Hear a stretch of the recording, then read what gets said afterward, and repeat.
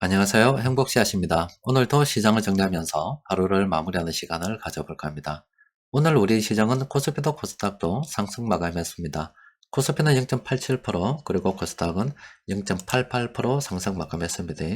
코스피에서는 외국인이 주도로 해서 시장을 끌어올렸는데 한 7,300억 정도 순매수를 했고, 그리고 코스닥에서는 개인들이 5,500억 정도 순매수를 했습니다. 오늘은 오랜만에 차트 좀 봐야 될 것 같아요. 코스피 지수가 굉장히 의미 있는 구간을 지났습니다. 그동안 이 2500포인트 이걸 넘지 못해가지고 좌절을 몇 번 맛봤는데 드디어 종가 기준으로 해서 2500포인트 위쪽으로 올라서 버렸습니다. 이렇게 그동안 이렇게 저항을 갖다가 이제 뚫고 올라섰다는 것은 향후 새로운 길로 나아갈 수 있는 하나의 발판을 마련했다라고 볼 수 있습니다. 그간 이 외국인 투자자들이 작년 7월 달부터 시작해서 물량을 모았잖아요. 그리고 올해 1월부터는 물량을 더 모았거든요. 그 외국인들이 이렇게 물량을 모으는 동안에 그 자석들은 주식 투자를 참 잘하는 놈들입니다. 딱 요 시점부터 시작해서 외국인들이 물량을 모았는데 아래 위로 박스권 그리면서 잘 모아갔죠. 그리고 어느 정도 걔들이 스탠바이가 된 것 같아요. 그동안 정리를 좀 해볼까요? 이렇게 외국인들이 작년 7월 달부터 물량을 모았는데 이때가 시작된 지점입니다. 2300포인트 정도 되죠. 그래서 아래 위로 이렇게 박스권을 그리면서 움직였다 아닙니까? 저점을 조금씩 높여서 쳤죠. 그런데 드디어 이제 물량 어느 정도 확보를 했는지 2500포인트 위쪽으로 딱 올랐었어요. 매집을 했고 매집하는 기간 동안에 주식시장은 큰 변동성을 가지고 움직였고 이제는 그 위쪽으로 올라섰다 이 말입니다. 그러면은 새로운 길을 향해서 나아갈 수가 있습니다. 그리고 코스닥 같은 경우는 개인들이 많이 사서 올랐습니다. 올해 초반에는 이때는 외국인들이 매수를 많이 했습니다. 이때 개인들이 매수 별로 없었잖아요. 그리고 3월 경부터 시작해서 개인들이 급격하게 이렇게 물량을 모아가면서 시장이 이렇게 올랐는데 일단 외국인들은 여기서 모았던 거 한번 차익 실현을 했겠지요. 그리고 개인들은 그 물량을 받아서 한 번 더 걷어 올린 겁니다. 그러면 이때부터 머니무브가 일어난 건데 그럼 왜 이런 일이 벌어졌느냐, 좀 똑똑한 개인들은 알게 된 거죠. 일단 기준금리가 그동안 파란 속도로 올랐는데 그게 인상이 어느 정도 이제 마무리되는 단계이다. 뭐 앞으로 영원히 기준금리가 오르지 않는다는 게 아니라 이번에 시작된 그 긴축은 거의 끝나는 분위기이다. 그러면은 뭐 계속 기준금리가 고점을 찍고 이제 내려가는 분위기가 되면은 은행 예금은 재미가 없겠죠. 또 그리고 금리가 내려간단 말은 점점 이 주식시장이나 뭐 부동산 시장 이쪽으로 돈이 돈다는 얘기이기 때문에 미리 빠른 사람들은 이 시장에 먼저 진입해 가지고 있는 겁니다. 나름대로 스마트 머니라고 이야기할 수가 있습니다. 자, 코스닥은 그런 돈들이 들어와 가지고 있어요. 여튼 뭐 시장의 상승은 코스피도 전고점을 돌파했고 코스닥도 수급이 좋은 거는 그동안 우리를 괴롭혔던 그 가파른 긴축이 우리한테 주는 선물이다 이렇게 볼 수 있습니다. 그리고 그동안 여러분들이 고생한 보람을 이제 조금씩 찾아가야 되겠죠. 일단은 우리나라 같은 경우는 기준금리 굉장히 가파르게 올랐습니다. 뭐 떨어질 때도 뭐 굉장히 급하게 떨어지지만 오를 때는 이렇게 가파르게 오르는 경우가 굉장히 드뭅니다. 이번에도 굉장히 이례적으로 가파르게 빠르게 이렇게 올란 겁니다. 그런데 내일 우리는 기준금리 결정이 있습니다. 근데 이번에도 뭐 이렇게 시장 예상은 동결을 예상하고 있죠. 이렇게 동결을 예상하고 있는 것은 일단은 미국에서 기준금리가 뭐 거의 한 번만 더 올리고 나면은 뭐 동결이 되지 않을까 이렇게 예상되는 시점도 있고, 또 그리고 지금 소비자 물가가 좀 안정되어 가는 추세. 그런데 뭐 지금 석유 생산국들이 다시 산유국들이 지금 감산을 갖다가 이야기하면서 석유가 다시 오르는 분위기입니다만은 이번에 3월 뭐 물가 같은 경우는 뭐 감산 이전에 나왔던 것들이 반영이 되기 때문에 좀 조정이 되지 않을까 싶어요. 또 그리고 외환시장에서 또 우리를 갖다가 괴롭힐 만한 특별한 요인들이 없어요. 외환시장이 지금 보면은 좀 안정적으로 이렇게 운영이 되고 있습니다. 네. 그렇기 때문에 한국은행에서는 뭐 특별한 사안이 없잖아요. 특별한 사안이 없기 때문에 동결을 안 하는 것이 이상하다 이렇게 볼 수가 있습니다. 그럼 한국은행에서 동결하고 미국에서 이번에 한 번 더 올릴지 뭐 안 올릴지 모르겠습니다만은 뭐 조만간 뭐 동결 내지는 한 번 더 올리는 그런 신호가 나온다 그러면은 뭐 일단 뭐 금리는 이것으로서 긴축은 끝났다라고 볼 수가 있겠죠. 근데 미국 같은 경우는 일단 금리에 대한 전망들은 이미 다 나와 있습니다. 그런데 이번에 물가, 미국도 마찬가지입니다.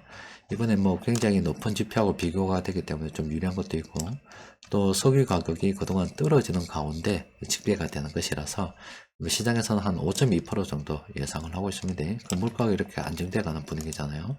그러면은 분명히 미국에서도 계정금리 결정을 할 때 이거 영향을 미칠 수밖에 없다 이 말입니다. 그러니까 긴축이 거의 끝나는 그런 분위기다 보니까 시장으로 다시 이렇게 돈이 유입되고 있다라고 보시면 됩니다. 이 주식 시장은 항상 이렇게 불안할 때 뭔가 이렇게 타고 오릅니다. 뭐 잘 될 것 같은 기대감으로 오르는 건데, 지금 이렇게 매수하는 사람들은 남보다 한 발 빠르게 움직이는 사람이다. 그렇게 볼 수 있습니다. 이제 좀 더 시간이 지나고 나면은 대중이 서서히 움직이기 시작하는 또 그런 단계에 접어들게 됩니다. 뭐 아래까지만 하더라도 이렇게 전기전자 업종 쪽으로 수급이 많이 몰렸는데, 오늘은 오전만 해도 또 그런 분위기였죠. 그런데 지금 오늘 좀 더 보면 그 2차 전지, 화학은 그쪽일 거고요. 나머지 업종들도 수급이 상당히 괜찮았습니다. 그 세력들이 이렇게 매수하는 종목들 좀 관심을 가지고 살펴봐야 돼요. 아직은 이 대형주 쪽으로 외국인들은 많이 들어오고 있어요. 그 사람들은 지금 좀 소형주가 급하게 막 움직일 거라 생각하지만, 멀리 놓고 보면 대형주가 훨씬 낫습니다. 지금 코스피에 상장이 된 게 한 940개 정도 종목이 되고요. 코스닥 같은 경우가 한 1680개 정도, 훨씬, 코스닥이 훨씬 더 많은 종목들이 있습니다. 시장에는 굉장히 많은 종목들이 있지만, 또 요즘은 상패 시즌이 돼서 요 끝달에 있는 이런 종목들은 상패가 되는 종목들도 굉장히 많아요. 그런데 그럼 이쪽이 막 급하게 막 움직이겠어 좋을 것 같지만, 투자라고 하는 것은 안정적으로 계속 조금 작게 앞을 내딛더라도 조금씩 쟁걸음으로 가더라도 계속 전진해 나가는 게 좋지, 앞으로 훅 갔다가 훅 떨어지고 훅 갔다가 훅 떨어지고 그런 투자는 바람직하지 않습니다. 그래서 여러분들께서 투자를 진행할 때 지금 대형주 외국인들이 많이 들어오죠. 이런 것처럼 큰 자금이 움직이는 종목들은 움직이는 것도 천천히 움직입니다. 다른 말로 이야기하면 충분히 우리가 대응할 만한 수준으로 움직인다고요.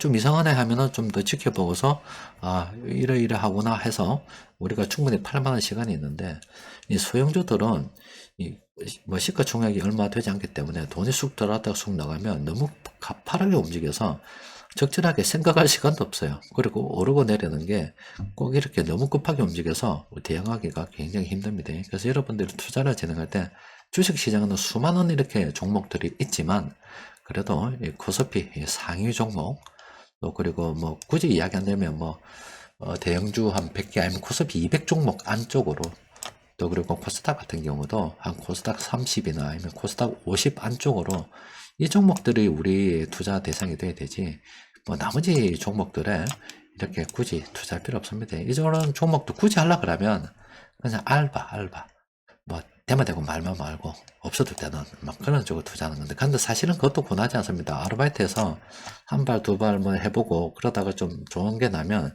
욕심이 생겨서 어느 날 갑자기 돈을 갖다가 이쪽으로 몰빵을 하는 경우가 있어요. 그러면은 그 순간 어떻게 내가 참지 못하고 저지른 그런 몰빵이 그간 투자 성과를 갖다가 다 날려버리고 한 방에 날아가는 수가 있어요. 아예 애초에 이런 것들은 보지 말고요. 그냥 대형주 이렇게 한 코스피 200 안에 드는 거, 코스닥 같으면 코스닥 한 30 안에 드는 거, 이런 종목들을 좀 투자 대상을 해가서 안정적으로 투자하는 매매 습관을 갖다가 들이는 게 좋지 않겠나 싶습니다. 자, 오늘 시장 수급은 이랬고, 세력들이 공통적으로 매수한 종목이 한 10종목 정도 됩니다. 종목을 들여다보면은 일단은 풍사는 단계적으로 많이 올라서 좀 조심해야 된다 이렇게 분석이 되고 있고, 그 나머지 종목들 있죠. 이런 종목들은 우리가 관심을 가지고 좀 살펴봐야 되겠죠. 또 그리고 변곡점 지표를 통해서 살펴보니까 오늘은 두 종목이 이렇게 검색이 됐는데, 이것들은 우리가 관심을 가지고 살펴볼 필요가 있겠습니다. 자, 주식시장이 굉장히 의미 있는 지점을 지났습니다. 코스피 지수가 드디어 2500포인트까지 회복을 했고, 그 2500포인트가 그동안 몇 번이나 이 좌절을 어떻게 겪었던 전고점이 됩니다. 그러면 앞으로 이제 새로운 어떤 전고점, 그 고점을 향해서 나아가는 그런 하나의 출발점이 되는 그런 거였고, 지금 우리 주식시장이 이렇게 이쪽으로 부는 바람은 그동안 이래 가파른 긴축이 끝남으로 인해서 시장에 돈이 움직인다는 걸 갖다가 미리 보여주고 있는 거예요. 그래도 우리는 투자를 진행하기 때문에 돈이 이쪽으로 움직인다는 걸 이제 미리 알고 있는 겁니다. 주식시장이 이렇게 돈을 돈단 말은 머지않아서 부동산 시장에도 돈이 돌 수 있다는 것을 의미합니다. 그러니까 이제 점점 앞으로 나아질 일이 많으니까 저희 희망을 가지고 우리가 투자에 임했으면 합니다. 그동안 고생하셨습니다. 이제 앞으로 이제 꽃길만 좀 남았습니다. 자, 오늘 여기까지 정리하도록 하겠습니다. 이상입니다.